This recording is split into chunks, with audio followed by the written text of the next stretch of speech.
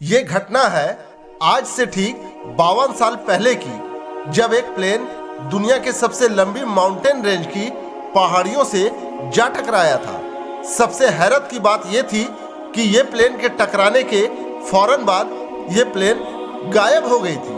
8,900 kilometre की लंबी south America की ये वो पहाड़ी थी जिसे हम एंडीज के नाम से जानते हैं। एंडीज की ये पहाड़ियाँ 15,000 फीट ऊंचे होने के साथ यहाँ पड़ने वाली कड़ाके की ठंड पल भर में ही किसी को जमा सकती थी।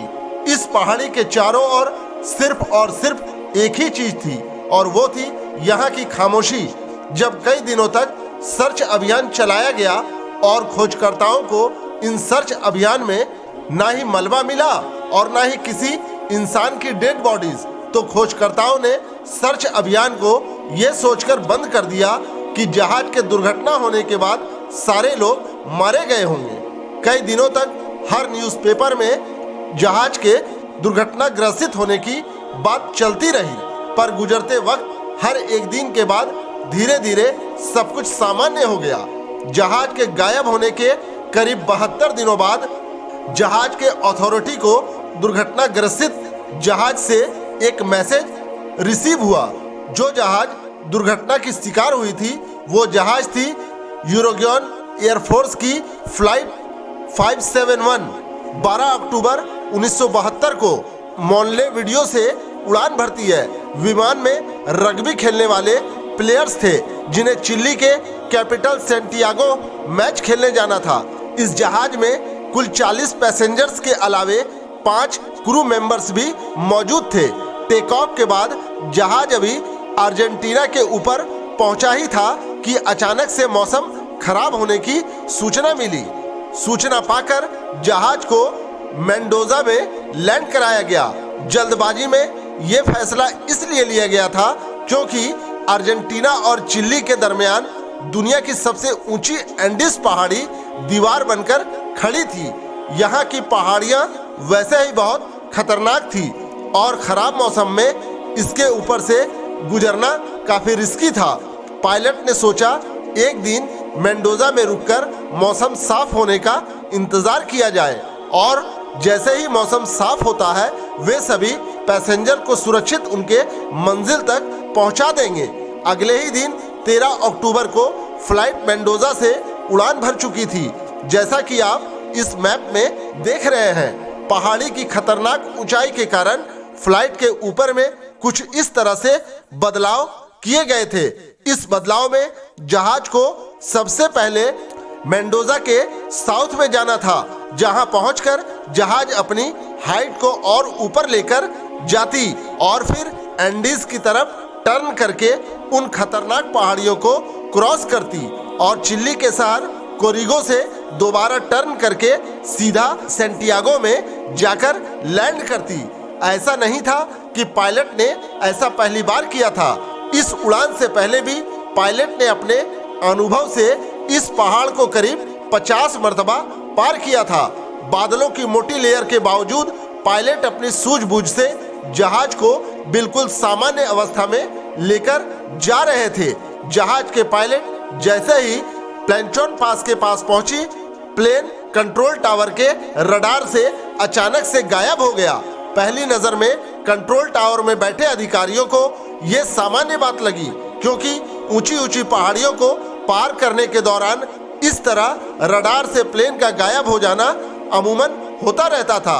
इधर फ्लाइट में पायलट और को पायलट अपनी सही लोकेशन की गणना करने के बाद 3:21 पर सेंटियागो कंट्रोल टावर को रेडियो के जरिए ये बताने की कोशिश कर रही थी कि ठीक 1 मिनट के बाद हम चिली के शहर कोरिको के ऊपर पहुंच जाएंगे और उनसे अपनी ऊंचाई कम करने की इजाजत मांगी। देखा जाए तो प्लेन्चोन पास से कोरिको तक पहुंचने में जहाज को 11 मिनट का समय लगता है, लेकिन इस फ्लाइट ने इस दूरी को 3 मिनट में ही पूरा कर लिया था।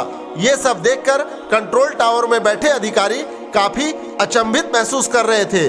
कंट्रोल टावर में बैठे अधिकारी के रडार पर जहाज न दिखने के बावजूद उन्होंने जहाज के पायलट को अपनी ऊंचाई कम करने की इजाजत दे दी। पर असल में जहाज के पायलट और को पायलट ने लोकेशन की जो गणना की थी असल में वो गलत थी। पायलट को लग रहा था वो कोरिको के ऊपर हैं, जबकि असल में वे अभी प्लेनचॉन पास के ऊपर ही मौजूद थे। इस गलती की वजह से इन्हें जरा भी अंदाजा नहीं था कि एक बहुत बड़ी तबाही इनका इंतजार कर रही थी। जब कंट्रोल टावर से इन्हें अपनी हाइट कम करने की इजाज़त मिल गई तो पायलट ने अपने जहाज की हाइट को धीरे धीरे कम करना शुरू कर दिया। बादलों की मोटी लेयर की वजह से इन्हें ज़रा भी पता नहीं चला कि आगे बहुत बड़ा पहाड़ सामने है। पायलट ने जहाज को ऊपर ले जाने की पूरी कोशिश करी, पर जहाज के पीछे का हिस्सा पहाड़ी से टकरा चुका था। इस भयानक हादसे की वजह से 12 पैसेंजर्स पहले ही इस दुनिया से जा चुके थे। जहाज के आगे के हिस्से में बचे 33 पैसेंजर्स की जान तो बच गई थी, पर ये लोग बुरी तरह से जख्मी थे। इस जहाज में मौजूद सारे लोग 11,500 फीट की ऊंचाई पर बुरी तरह से फंस चुके थे, जहां का तापमान -30 डिग्री का था। देखते ही देखते चारों ओर इसकी खबर आग की तरह फैल गई। बिना देर किए चिल्ली के अधिकारियों ने 4 हेलीकॉप्टर को हादसे वाली जगह के लिए रवाना कर दिया।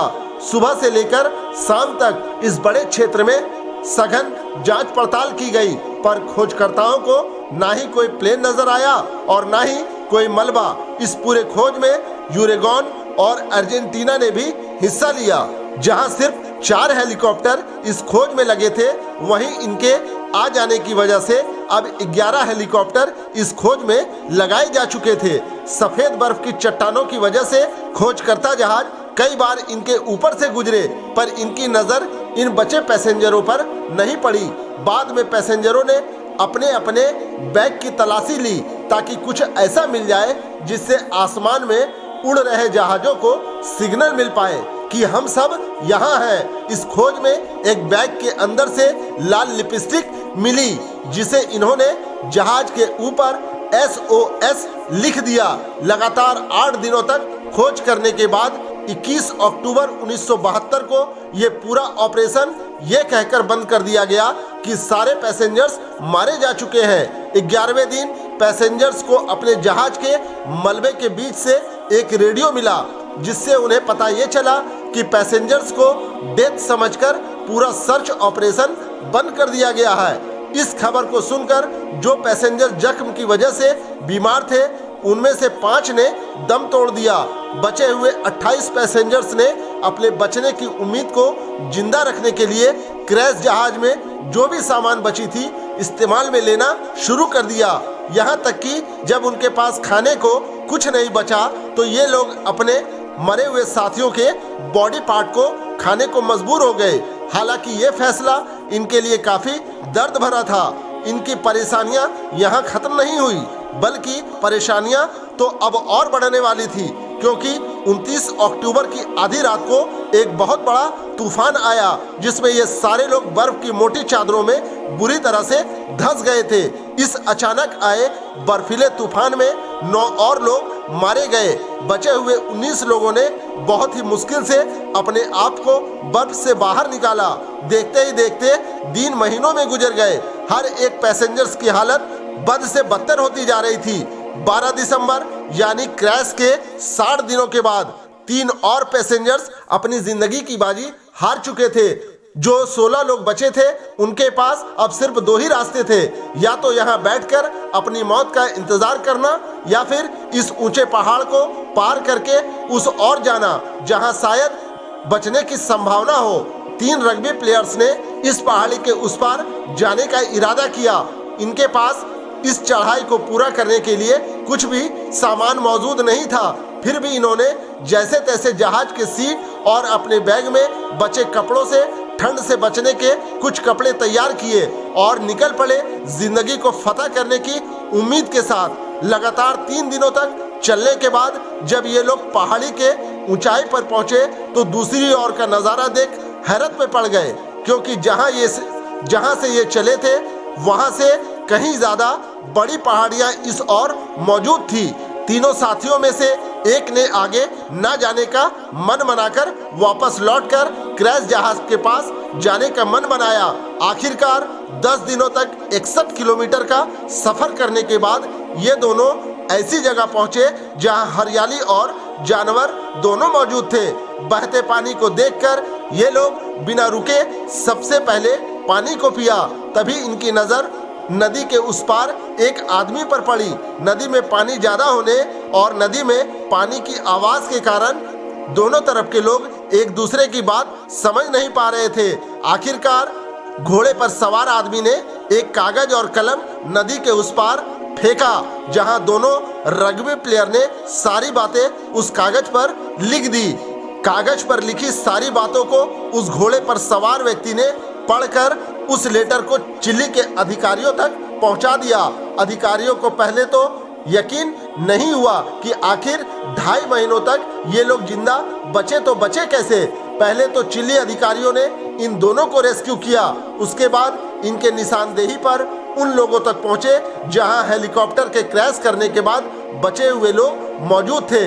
आखिरकार जिंदगी और मौत के बीच हौसले ने मौत को मात दे दी और बचे हुए लोगों को अपने बचे होने का विश्वास जर्रा बराबर भी नहीं हो रहा था। लेकिन रग्बी खिलाड़ियों के इस हौसले की वजह से आज बचे हुए लोग जिंदा थे और खुशी से अपने घर की ओर जाने लगे। तो दोस्तों, ये थी एक सच्ची घटना। वीडियो अच्छा लगे तो please like, share and subscribe जरूर करें। धन्यवाद।